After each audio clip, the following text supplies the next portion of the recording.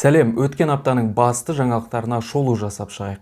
Бұл аптада Қырғызстан президенті Садыр Жапаровтың мәлімдемесі сөз болды. Ол коронавирустан 2-3 күннің ішінде емдейтін дәрі тапқанын жар салды. Елдің денсаулық сақтау министрі де оның сөзін құптап шыға келді. Бұл қандай ем? Қырғыздар әлемді аузына қаратып коронавирустан құтқарған ел атанды ма? Жоқ, Жапаров Инстаграм желісінде видео жариялады. Онда жекеменшік цехтердің бірінде бір өсімдіктен препарат жасап жатқандар көрсетілген.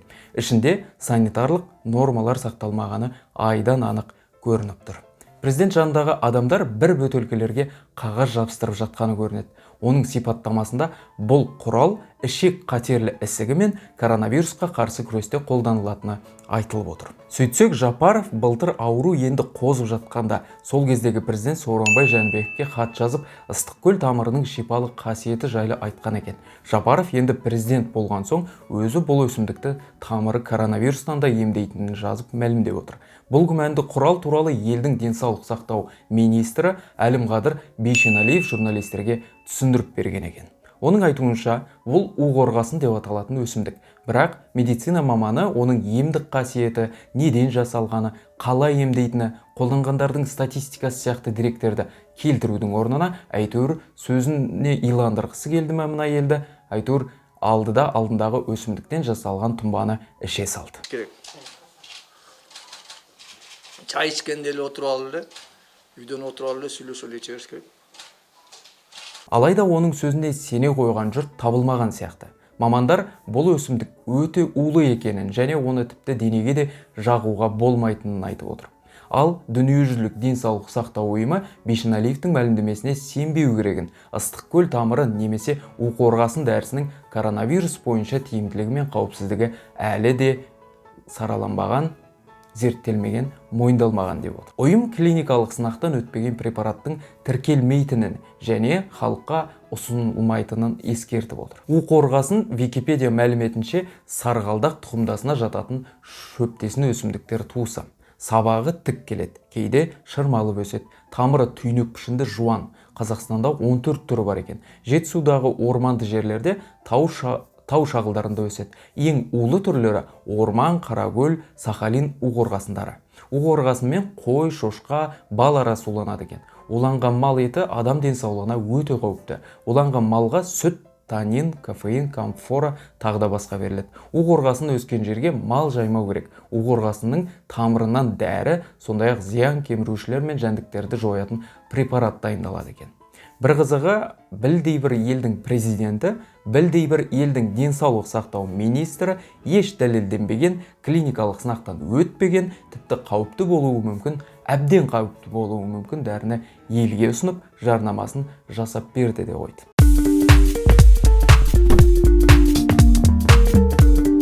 Аптада талқыланған тағы бір қызық жаңалық, қазақстандықтар мессенджерлерде қазақтар Африкада аң аулады деген видео таратып жатыр. Видеода белгісіз біреулер жабайы жануарды өлтіріп жатқаны көрсетілген. Болжам бойынша оқиға Африкада болған. Олар қазақша сөйлеп тұрғанда байқауға болады.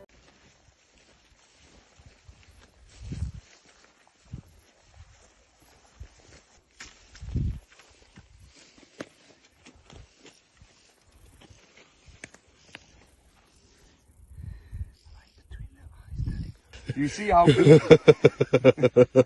Very good. Құтты болсын, Балдарбек аға, құтты болсын. Кейінірек жағдайға қатысты еліміздің экология, геология және табиғи ресурстар министрлігі өкілі пікір білдіріпті. Баспасөз хатшысы Самал Ибраева аңшылардың әрекетін сөгіп, адам мәдениетінің ең төменгі көрсеткіші деп атады. Алайда бұл істі ақтап алған екінші бір тарап пайда болыпты. Табиғат аңшылар және аңшылық шаруашылығы субъектілері қоғамдық бірлестігінің республикалық қауымдастығының өкілі сөз сөйлепті. Ол министрліктің де, шулап жатқан жұртшылықтың да сөзі құр әшейін білместік деп атап отыр. Оның айтуынша, аңшылықты озбыр деп көрсетуге болмайды. Тіпті жануарлар популяциясына аңшылықтың берер пайдасы зор екен. Енді жирафтар популяциясына оралып көрейікші. Бүгінде жирафтар барлық жерде сирек кездесетін жануар деп есептеледі. Тек Шығыс Африка елдерінде әлі де көптеген популяциясы бар айтылады. Жирафтардың жалпы саны 110 мыңнан 150 мың деп бағаланады.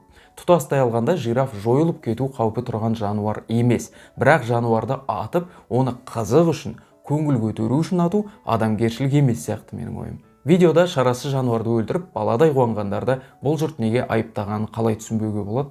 Ал бір жағынан қазақ аңшылықты өнер деп таниды емес пе? Таныған десек жөн болар. Әйтпесе автомат алып, ақбөкенді қырудың несі өнер екенін өз басым түсіне қоймай.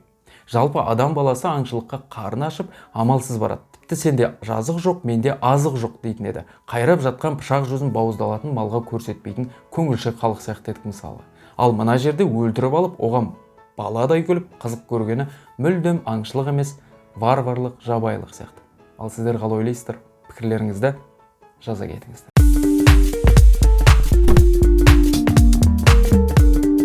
Енді елдегі жағдайды айтайықшы. Алматыда Қайыңды деп аталатын көл бар.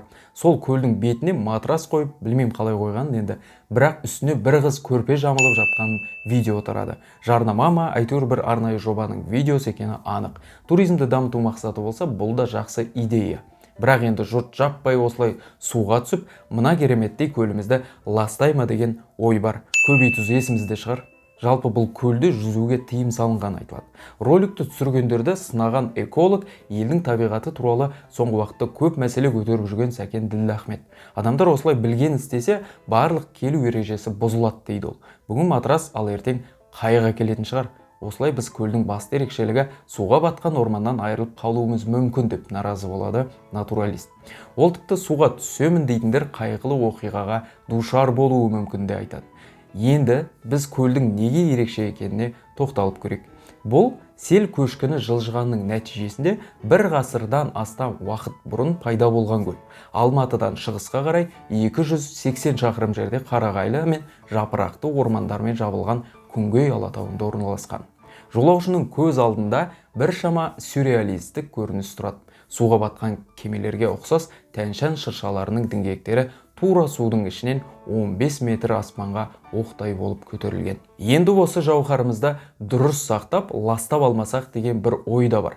Ал екіншіден, осындай табиғаттың құбылысы арқылы неге туризмді дамытпасқа деген бір ой қылаң береді. Басты мәселе табиғатқа кесірін тигізбеу керек емес пе? Ал матрастағы қыз ісі несімен бітті? Қыз әдеттегідей кешірім сұрады, бірақ ролик туризмді дамыту мақсатымен түсірілгенін айтты. Ал Сәкен Ділдахмет, Қайыңдыда қандай цирк жасағансыздар, туризмді дамыту үшін бәлкім біраз ірі өкілдерін шақырарсыздар деп сынаған сөз үшін сотта жауап беретін сияқты. Видеодағы кейіпкер қыз бұл сөзден қорланғанын айтып, соттаспақ ниеті барын мәлімдеді. Ал біз өз кезегімізде не ұқтық? Табиғатты қорғауымыз керек, туризмді дамытуымыз керек, бірақ насихаттап видео түсірсек сынға қалады екенбіз. Болды. Енді мен сіздерге бір нәрсе айтайыншы. Интернетте іздеп көрсеңіздер, дәл осы Қайыңды көлінде дайвингпен, яғни суға түсуге шақыратын тур өте көп. Ұлттық парк аумағында суға түсуге болмайды дейміз, бірақ арнайы тур арқылы барып дайвингпен айналысуға бола ма екен? Меніңше бұл мәселеге бұған дейін ешкім назар аудармағанда сияқты ғой. Енді ғана осындай проблемаларды шеше жатармыз. Сол уақытта табиғатымызды түгелдей ластап тастамасақ болды ғой.